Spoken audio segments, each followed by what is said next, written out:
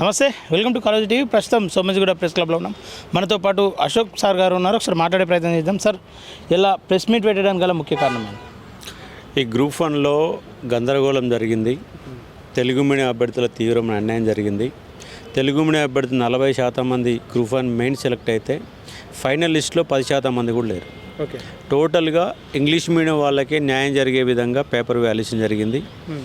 ఈ నేపథ్యంలో మాకేం అనుమానాలు వస్తున్నాయంటే, ఈ బ్యాక్ డోర్కి వెళ్ళి ఉద్యోగాలు అమ్మినట్టుగా అనుమానాలు వస్తున్నాయి. ఓకే, ఎందుకంటే టాప్ మొత్తంగా 100 మెంబర్ తీసుకుంటే 44% మంది ఓసీలే ఉన్నారు.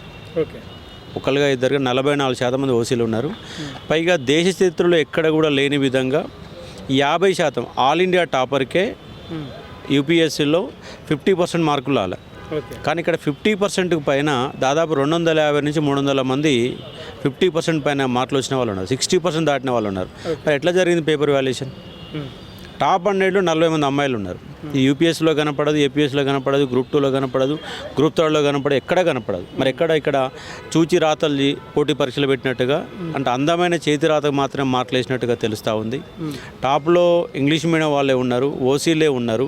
దీన్ని బట్టి బ్యాక్ డోర్కి వెళ్ళి ఉద్యోగాలు అమ్మినట్టుగా మాకు అనుమానాలు వ్యక్తమవుతున్నాయి. అంటే సాధ్యమయ్యే అవకాశం ఉందంటారా బ్యాక్ డోర్ నుండి ఉద్యోగాలు తీసేసుకుంటారు? ఎందుకు 18 పేపర్లు అమ్మారుగా. తెలంగాణ పబ్లిక్ సర్వీస్ కమిషన్ ఇక్కడ ఫిలిమ్స్ పేపర్ని న్యూజిలాండ్ వాడిని కూడా సప్లై చేశారు కదా. మరి 18 పేపర్లు అమ్మినప్పుడు ఇది అమ్మడం సాధ్యం కదా. కానీ టీజీపీఎస్సీ చైర్మన్గా ఒక బీసీ ఐఏఎస్ ఉన్నారు. ఆయన గతంలో కూడా బీసీ మూవ్మెంట్లో కొంతవరకు ఆయన చురుగ్గా పాల్గొన్నటువంటి సందర్భాలు ఉన్నాయి. ఆయన బీసీలకు అన్యాయం చేసి ఓసీలకు న్యాయం చేసే దిశ నడుస్తారని భావిస్తూ ఉన్నారు. చేయొచ్చు, మరి చేసిరు కాబట్టి 44% మంది ఎట్లా వచ్చారు? మరి నిజంగా మీరు బీసీలకు న్యాయం చేస్తే 60% మంది రావాలి కదా. ఎస్సీ ఎస్టీలు ఇవాళ ఎస్సీలు 3%, ఎస్టీలు 5% మంది మాత్రమే టాప్ 100లో ఉన్నారు. మరి ఎందుకు రాలేదు? ఈ వర్గాలు ఎందుకు రాలేదు? అంటే ఓసీ వర్గాలు మాత్రం చదివస్తాయి, వేరే వర్గాలకు రాదా? మరి తెలుగు మీడియాన్ని ఎందుకు అంత చులకన భావన చేస్తున్నారు? మరి మీ మంత్రివర్గంలో ఉన్నటువంటి ఈ 12 మందిలో ఎంతమందికి ఇంగ్లీష్ వస్తుంది? అంటే మీరు చట్టాన్ని, రాష్ట్రాన్ని పరిపాలించే అధికారం మీకు ఇంగ్లీషు రానప్పుడు, ఉర్దూ రానప్పుడు, హిందీ రానప్పుడు పరిపాలన చేసే అధికారం మీకుంటుంది. ఒక తెలుగు మీడియంలో ఒక గ్రూప్ 1 అభ్యర్థి ఎగ్జామ్ రాస్తే వాడికి మార్కులు వేయరా? అంటే మీకు ఒక న్యాయం, మాకు న్యాయమా? కాబట్టి తెలుగు మీడియం అభ్యర్థులకు తీవ్రమైన అన్యాయం జరిగింది. పేపర్ రీవాల్యుయేషన్ చేయండి. టాప్ 100 ఉన్నటువంటి ఇంగ్లీష్ పేపర్లను, టాప్ 100 ఉన్న తెలుగు మీడియం పేపర్ రీవాల్యుయేషన్ చేయండి. ఎందుకు జీఆర్ఎల్ పెడతలేరు? జీఆర్ఎల్ పెడితే ఇప్పటికి ఎప్పుడో టీఎస్పీసీ ముట్టడి జరిగేది. అవినీతి అక్రమాల దొంగలు మొత్తం బయటపడేవాళ్ళు. వాళ్ళు జీఆర్ఎల్ పెడతలేరు. రీకౌంటింగ్ తర్వాత పెడతాం. ఫస్ట్ ముందుగా పెట్టు. రీకౌంటింగ్ ఎవరికి తేడా వచ్చింది, ఎవరు వచ్చిందో బహిరంగ పెట్టు. బహిరంగ పెట్టడానికి ఏంటి ఇబ్బంది? ఎందుకు దొంగచాటు దొంగ పనులు ఎందుకు చేస్తున్నారు? ఫస్ట్ గ్రూప్ 2లో, గ్రూప్ 3లో ఇవన్నీ కూడా గత జేఎల్లో కూడా ఆన్లైన్లో పెట్టిన ఎగ్జామ్లు కూడా జీఆర్ఎల్ పెట్టారు. వాళ్ళ పేపర్లు కూడా మొత్తం ఎవరి పర్సనల్ లాగిన్లో పెట్టారు. మరి గ్రూప్ 1 పేపర్లు ఎందుకు లాగిన్లో పెట్టట్లేరు? గ్రూప్ 2 పెట్టినప్పుడు, గ్రూప్ 3 పెట్టిన గ్రూప్ 1లో కూడా వాళ్ళకి పేపర్లు లాగిన్లో పెట్టి పబ్లిక్ డొమైన్లో పెట్టండి. జీఆర్ఎల్ పెట్టండి. కేటగిరీ వారికి ఇవ్వండి. తెలుగు మీడియం వాళ్ళు ఎంతమంది, ఇంగ్లీష్ మీడియంతో లెక్కలు పెట్టండి. మొత్తం కూడా పారదర్శకతని వీళ్ళు పాటించలేదు. మొత్తంగా ఉద్యోగాలు అమ్ముకున్నారు. బ్యాక్ డేర్కి అమ్మిరు. టోటల్ ఆగం చేశారు. దాంతో కాలం తర్వాత ఇప్పుడు అయింది మొత్తం మీద. ఇప్పుడు బీఆర్ఎస్ ఎందుకు నోరు తెరవట్లేదు అనుకోవచ్చు, బీజేపీ ఎందుకు నోరు తెరవట్లేదు? వాళ్ళు కూడా నోరు తెరవాలి. ఆయన బండి సంజయ్ గారు జీవో నెంబర్ 20 అన్యాయం జరుగుతున్నప్పుడు ఆర్టిస్ట్ క్రాస్ కొచ్చి ధర్నాలో పాల్గొన్నాడు. మరి వాళ్ళు ఎందుకు? వాళ్ళకి తీరిక లేదా, ఓపిక లేదా, దీని మీద ఇంట్రెస్ట్ లేదా?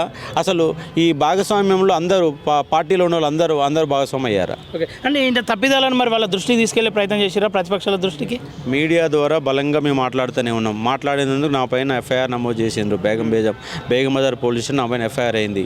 తెలంగాణ పబ్లిక్ సర్వీస్ కమిషన్ కూడా నాకు వాళ్ళ పరువు నష్ట దావా కేసుకు నాకు సంబంధించి ఒక లీగల్ నోటీస్ కూడా నాకు పంపడం జరిగింది. అంటే ప్రశ్నిస్తే కేసులు పెడతారు, ఎవరు మాట్లాడొద్దు. అంటే మేము మా ఇష్టారాజ్యం ఏదైనా చేసుకుంటాం. అంటే మాది రాజ్యాంగబద్ధ సంస్థ కూడా మేము ఏదైనా చేస్తాం అన్నట్టు వారు మాట్లాడుతున్నారు.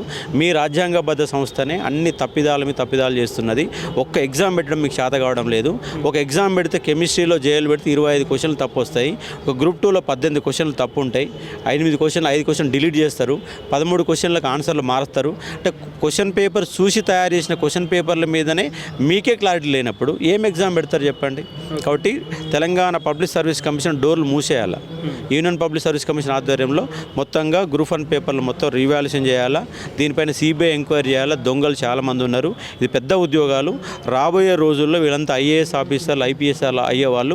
వాళ్ళ 33 జిల్లాలు ఉంటే 33 జిల్లాలో 30 జిల్లాలకు ఉన్న వాళ్ళు అంతా గ్రూప్ 1 ఆఫీసర్లే. ఒకవేళ సిబిఐ ఎంక్వైరీ చేసిన తర్వాత కూడా ఇందులో తప్పిదాలు జరగలేదు, సరైన పద్ధతిలోనే ఇది పేపర్లు రిజల్ట్ రావడం జరిగిందని చెప్పేసి అంటే దాన్ని మీరు అంగీకరిస్తారా? ఎందుకు అంగీకరించాం? ఫస్ట్ మీరు ఎంక్వైరీ చేయండి. ఫస్ట్ ఎంక్వైరీ చేసినా కూడా తప్పిదం లేనప్పుడు అంగీకరించాలి కదా. మేము ఆరోపణలు చేస్తున్నాం. మీరు నిజాయితీ కనుక ఎగ్జామ్లు పెట్టుంటే మా ఆరోపణలు పరిగణన తీసుకొని మళ్ళీ రీవాల్యుయేషన్ చేయండి. టాప్లో ఉన్న ఇంగ్లీష్ మీడియం పేపర్లు దిద్దండి, టాప్లో ఉన్నటువంటి తెలుగు మీడియం పేపర్లు దిద్దండి.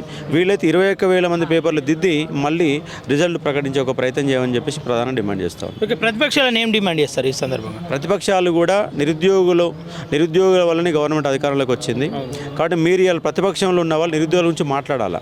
నిరుద్యోగుల సంఖ్య చాలా ఎక్కువ, 60 లక్షల మంది ఉన్నారు. ఇవాళ ఉపాధి లేక రోడ్ల మీద తిరుగుతున్నారు. వాళ్ళు ఎంటెక్ చేసేవాడు 15,000కు జమాటాలో, స్విగ్గీలో పనిచేస్తున్నారు.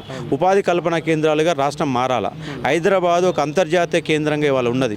ఎన్నో రకాల 10 లక్షల మంది ఉద్యోగాలు ఇచ్చే సత్తా హైదరాబాద్కు ఉంది. వాళ్ళు నాన్ లోకల్ అడ్డాగా మారిపోయింది హైదరాబాదులో మొత్తం 100 మంది ఉద్యోగులు కనుక ప్రైవేట్ రంగంలో ఉంటే దాంట్లో 20 మంది మాత్రమే తెలంగాణ బిడ్డలు ఉన్నారు. మిగతా 80 మంది ఆంధ్ర వాళ్ళు, యూపీ వాళ్ళు, పక్కపక్క రాష్ట్రాల వాళ్ళు వచ్చి హైదరాబాద్ని కబ్జా పెట్టారు. కాబట్టి మరోసారి తెలంగాణ ఉద్యమం, తెలంగాణ రాష్ట్రం కోసం అయితే ఏ విధంగా అయితే వచ్చిందో నా తెలంగాణలో నా ఉద్యోగం అన్నటువంటి ఒక మూమెంట్ మళ్ళీ రావాల్సిన అవసరం ఉంది. వాళ్ళ ఎస్సీ వర్గీకరణ కూడా వాళ్ళకి ఆల్రెడీ ఫుల్ఫిల్ దశలో ఉంది కాబట్టి వాళ్ళకు కూడా ఎస్సీ వర్గీకరణ ప్రకారమే వాళ్ళ ఉద్యోగాలు వాళ్ళకి ఇవ్వాలి. ఇవాళ మీ ముఖ్యమంత్రి సాధ్యమైతే అంటారా వర్గీకరణ దృష్టిలో పెట్టుకొని ఇప్పుడు అంటే గతంలో జరిగినటువంటి ఎగ్జామ్స్ ఇవన్నీ కూడా రిజల్ట్ ఇప్పుడు వచ్చినాయి వర్గీకరణ అంశం తర్వాత, ఇది సాధ్యమయ్యే అంశమే అంటారా? మరి రాష్ట్ర ముఖ్యమంత్రి సోయి కూడా మాట్లాడండా?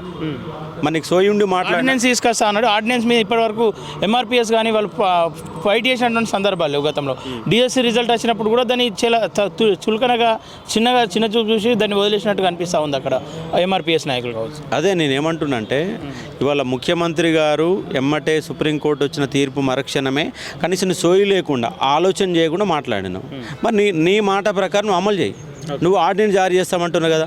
ఒకవేళ ఆర్డినెన్స్ కనుక జారీ చేస్తే వాళ్ళ గ్రూప్ 1లో, గ్రూప్ 2లో, గ్రూప్ 3లో, అలాగే సిడిపిఓలో ఇవన్నీ హెల్త్ డిపార్ట్మెంట్ అన్నీ కలిపితే 561 ఉద్యోగాలు ఇవాళ మాదిగ సామాజిక వర్గానికి అనుబంధ కులాలు రావడానికి అవకాశం ఉంది. తక్షణమే ఎస్సీ వర్గీకరణ కూడా ఇంప్లిమెంట్ చేసి ఈ రాబోయే రిజల్ట్లో ఉన్నట్టు ఉద్యోగాలు అన్నిటికీ కూడా అమలు చేయాలని చెప్పేసి ప్రధానంగా డిమాండ్ చేస్తూ ఉన్నాను. Okay sir, thank you.